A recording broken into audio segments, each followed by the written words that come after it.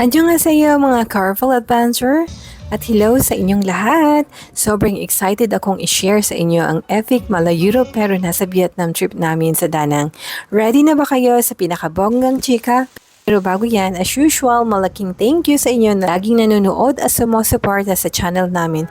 Damdam ko ang love nyo, mga besh. Kung first time mo dito, aba, huwag ka nang mag-atubili. Pindutin mo na yung subscribe button at i-like ang Facebook page ng Carful Adventure. Libre lang yan, pero life-changing ang tulong sa akin. Chika lang ha, sobrang sikat ng Vietnam, especially Danang sa mga tourists and I guess mostly Koreans. Grabe, parang inadopt na ng Koreans ang Danang, kaya naman ang Bana Hills, literal na must-visit destination. Okay now, for the logistic, ready your wallets and your energy. May tatlong sikat na way para makapunta sa Bana Hills. At ang trip namin, the stress-free, no-brain cell required day tour package. Isang bagsakan na ang lahat, private car transfer at ang tickets, easy-peasy, parang nag-online shopping lang. Mura na, walang sakit sa ulo. Kung mas gusto mo naman ng adventure, pwede kang mag-avail ng shuttle bus. Ito yung pinakamura. May mga bus na nag-o-offer ng round-trip ride o kaya pwede rin ang private car or taxi para sa piling royal family ka talaga. Iwas stress sa biyahe, chos. At sa presyo, para hindi kayo mga pa, ang single ticket lang ay nasa 950,000 Vietnam dong, around $40. Kung gusto mo ang all-in package na may buffet lunch na super duper mahalaga, promise, aabutin niya ng mga 1.2 million Vietnam dong, around $52. Kaya super sulit naman. Ito na ang pinaka-importanting trivia. Naisip niyo na ba kung ano ang feeling ng nasa langit ka? Yung tipong aakyat ka pero hindi ka pagpapawisan. Ito ang sagot. In-explore namin ang mountaintop paradise sa Sun World Bana Hills. Parang magic carpet ride na nag-teleport sa yon ng isang theme park na 1,500 meters above sea level. Imagine, ito yung naging summer retreat ng mga French colonies noong 1919 para takasan ang init ng Danang. Ang galing, diba? Sila na ang naunang mag-road trip to the mountain. Ngayon, isa na siyang wonderland na gusto mong i-tour with your family, friends, at syempre ang iyong mga mahal sa buhay. Nagsimula ang aming trip sa Golden Lotus Hotel sa Danang. Nag-avail kami ng stress-free day tour package. Nag-start kami ng 9 a.m. at sa loob lang ng 30 minutes, nasa entrance na kami ng Bana Hills. Parang poop, andito na kami. Pagpasok pa lang namin, parang nasa fairy tale castle na kami. Ang ganda-ganda at ang linis. Excited ako pero syempre konting kaba. Kilala ang Bana Hills sa record-breaking na cable car system nila. As in Guinness World Records holder siya. Kaya sabi ko sa family ko, tara, hike na lang kaya tayo, great workout. So, aba, tinawanan lang nila ako. Sabi pa ng husband ko, sa Pasko na siguro yan mahal, kaya wala akong choice, sumakay na rin ako. Solong-solo namin ang gundula with one local tourist, feeling VIP lang. Ayun ang loob ng gundula, kaya nag-social distancing kami. Grabe, the experience is surreal. Ang views mula sa cable car ay breathtaking. Sa ilalim mo makikita ang mga lush forests, waterfalls at buong Trongson Mountain Range. Parang ang liit-liit lang ng problema mo sa buhay. Promise. Ang smooth ng biyahe na unti-unting nawala ang takot ko sa heights. Napalitan ng paghanga sa view. In fairness, alam mo ba, ang ganda ng ino-operate nila. Tahimik, malinis at walang kabigla-biglang pag-uga. Pati kami, nasa late September kami. Kahit foggy, di lang ito dagdag misteryo. Parang nasa heaven ka talaga na nakasakay sa personal mo na cloud. Kaya kung feeling mo minsan ang life mo foggy, baka sign na ito na para bumisita ka sa Bana Hills. Pag akyat mo pa lang, ramdam mo na ang lamig. Parang nasa Baguio ka na may pag-hazel. Siya kami pagbaba, may pa-surprise agad, may mga live shows agad. Kita namin ang mga graceful dancers sa tapat ng St. Ines Church. Parang nasa set, cute ding puppet show at may lalaki na nagsa-saxophone. Super warm welcome. Grabe, parang inihanda talaga nila ang grand entrance para sa aming pamilya. Piling sikat, ang init ng pagtanggap, parang ang dami naming na-miss na performance sa entrance. Pagkatapos ng mga show, in-explore namin ang French Village. Promise, parang nag-trip ka sa Europe nang di kailangang mag-passport at mag-visa. Ang mga cobblestone street, ang mga detailed European architecture, ang bawat sulok, photo of worthy. Parang gusto mo mag-rent ng gown at mag-shooting for a free nap. Tapos pumunta kami sa tahimik na Li Fengxi Monastery para magdasal. Para sa pamilya at safety ng lahat, kailangan nating mag-balance ng adventure at spirituality, mga best. Tip lang mga best, magsuot ng komportable na sapatos, preferably sneakers. Grabe ang lakad namin, parang sumali kami sa amazing race, parang na-burn ko lahat ng calories ko mula sa kinain ko sa breakfast. Dahil ang haba ng lakad, parang naging slim na ako. Charot!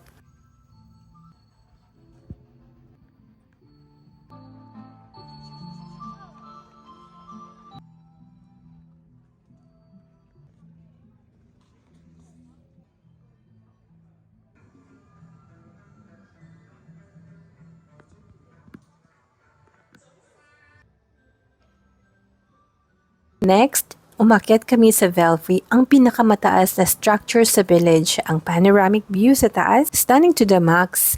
Kahit foggy, kitang-kita pa rin ang ganda ng scenery. Ang feeling, parang ikaw ang lord of the castle. Pag akyat namin, parang nasa rurok ng tagumpay ka sa buhay. Hindi naman sa pagmamayabang, pero sa taas, I finally saw my future. Ang linaw!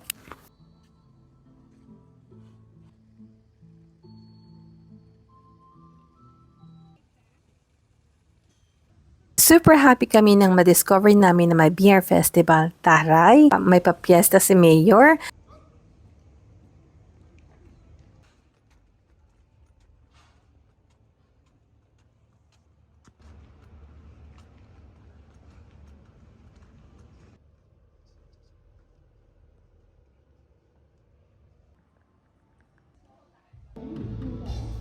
Nag-stop muna kami para makinig sa country music tapos diretso na sa beer hall. Ang laki ng hall, parang gusto mo nilang doon magpasko. After ng quick beer break, nakita namin ang Fountain of the Sun God. Ang ganda ng design. May mga statues ng gods and goddesses. Ang galing ng pagkakagawa. Nag-post ako feeling sun god pero ang mukha ko parang sinugatan sa araw.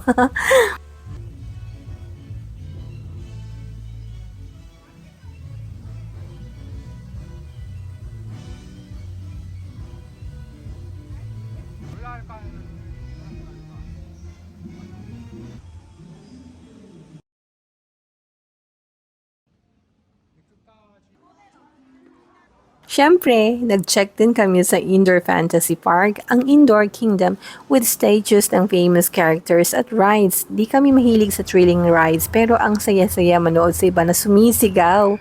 Ang daming pwedeng gawin at makita kaya dito na kayo magtatagal. We also saw Dinosaur Theme Park inside the amusement park. Surely this place will be loved by kids.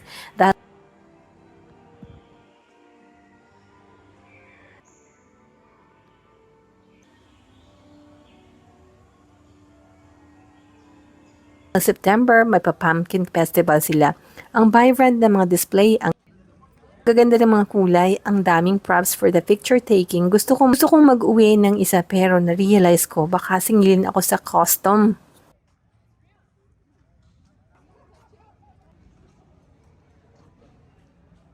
Pagsapit ng 2 p.m., gutom na kami. Literal na nag-rave ang tiyan namin. Buti na lang kasama sa ticket package namin ang masarap na buffet lunch. Grabe, super daming options from Asian cuisine to Western food kompleto.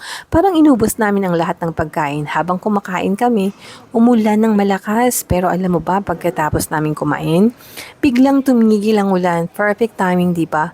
Parang sinabihan ng Diyos, so sige na, tama ng kain, maglakad na kayo ulit ha.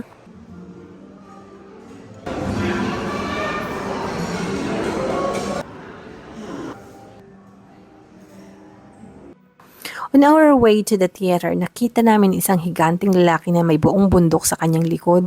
Ang laki, promise. Sabi ko, hala, siya na siguro ang nag-hike dito imbis na mag-cable car. Joke lang, ang statue na yan ay si Atlas, isang Greek god sa mythology. Siya ang may kasalanan sa pag-hold ng langit pero dito sa Vanna Hills, ang buong bundok na may castle sa tuktok ang dinala niya. Sabi ng guide namin, sinisimbolo daw nito ang hirap at hamon sa pag-ibig na Atlas para sa isang babae. Ang galing, diba? Pero para sa akin, ang mas malalim na meaning niyan, sinisimbolo niya ang lahat ng mga magpapapicture sa Golden Bridge na nag-acting na sila ang nagbubuhat ng tulay. Ang daming post, nakakaloka. At syempre, sinisimbolo din niya ang pagbubuhat ko sa lahat ng bagahe ng pamilya ko sa biyahe, char.